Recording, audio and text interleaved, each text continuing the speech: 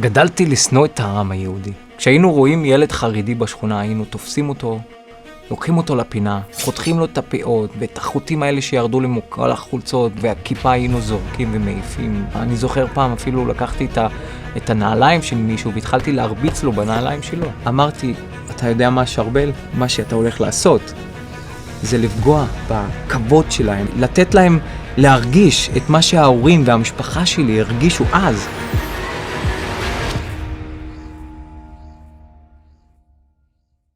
ההורים שלי והסבא והסבתא שלי וההורים שלהם נולדו בכפר שנקרא ברעם. הצבא הגיע וביקש מהמשפחה שלי לעזוב את הכפר.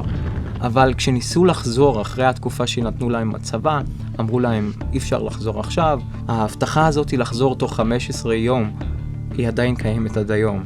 אז אחרי, אני לא יודע, כמעט 70 שנה, האנשים של הכפר ברעם עדיין עד היום חולמים לחזור. זה השאיר צלקת. זה גרם לי לשנאה עמוקה לעם ישראל. כל מה שעניין אותי זה לפגוע בהם.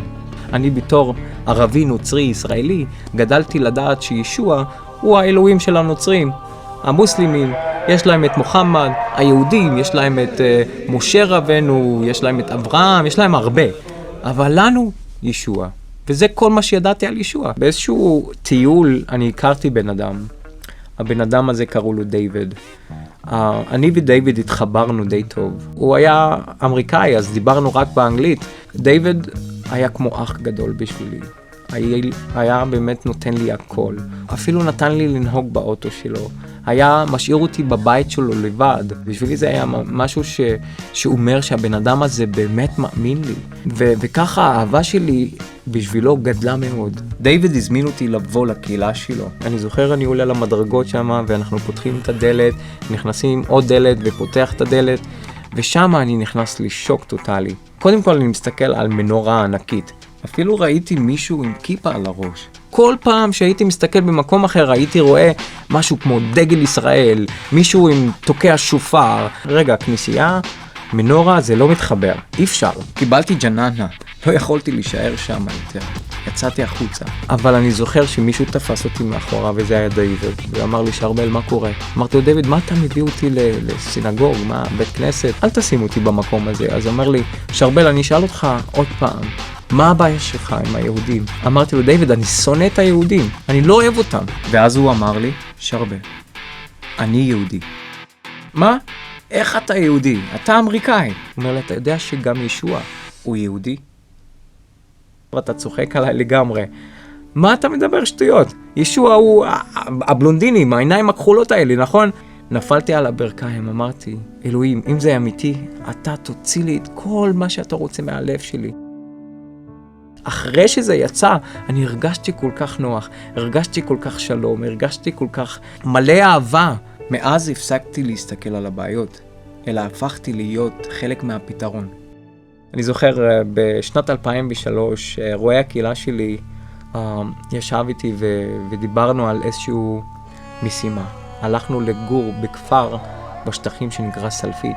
באנו להראות לפלסטינאים שגרו באזור את האהבה של ישוע המשיח. להכיר להם את אלוהי אברהם, יצחק ויעקב.